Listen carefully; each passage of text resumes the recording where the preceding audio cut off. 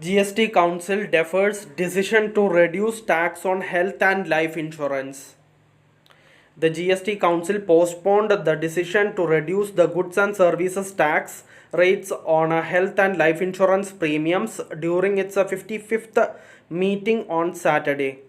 According to Bihar's Deputy Chief Minister Samrat Chaudhary, who also leads the group of ministers on insurance. Noting that further decisions are necessary, Chaudhary said another meeting of the group of ministers is scheduled for January before the proposal is reintroduced to the council. For the report, which was to be given by the GST group of ministers, many ministers were of the view that one more meeting should happen, whether it is for group insurance, individual insurance, or senior citizens insurance. We will do another meeting for it. We will discuss it all in the next meeting, Chaudhary said. Earlier, the group of ministers was believed to have a suggested exemption on a health insurance for senior citizens and term life insurance, and lowering GST to 5% on health insurance with a coverage of 5 lakh rupees. Chaudhary, who is also the convener of a group of ministers on a rate rationalization, said that a report related with a rate on 148 items was not tabled. Sources indicate that the group of ministers did not reach a consensus on insurance premiums, as several states expressed concerns regarding potential revenue losses resulting from the proposed reduction in GST rates.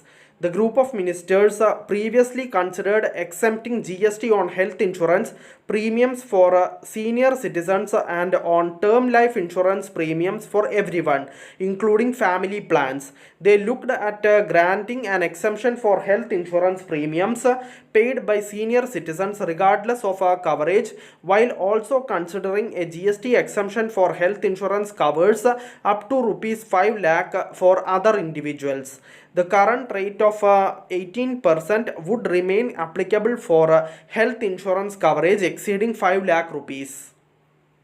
Additionally, the council examined the classification of a ready-to-eat popcorn mixed with salt and spices.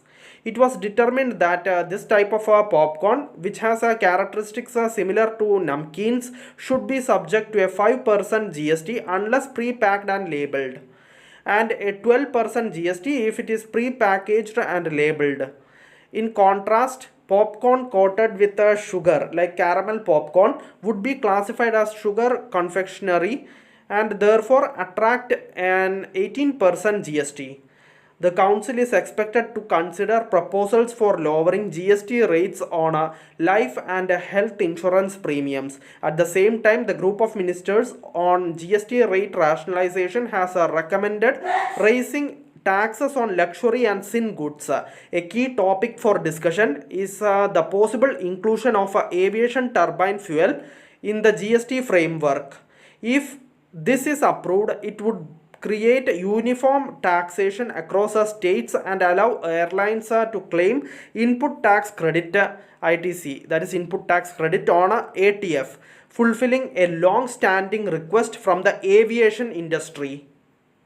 Additionally, the council will look into rate changes for 148 items, including used electric vehicles and smaller petrol and diesel vehicles, which may see an increase in GST rates from 12 to 18%. When GST was launched on July 1st, 2017, 5 major commodities like crude oil, natural gas, petrol, diesel, and ATF were excluded from its application, leaving central and state governments to continue levying excise duty and VAT. The inclusion of these commodities under GST has been a long-standing demand from various industries, especially in the aviation sector. Thank you for listening. Thank you for watching. Thank you everyone. Bye.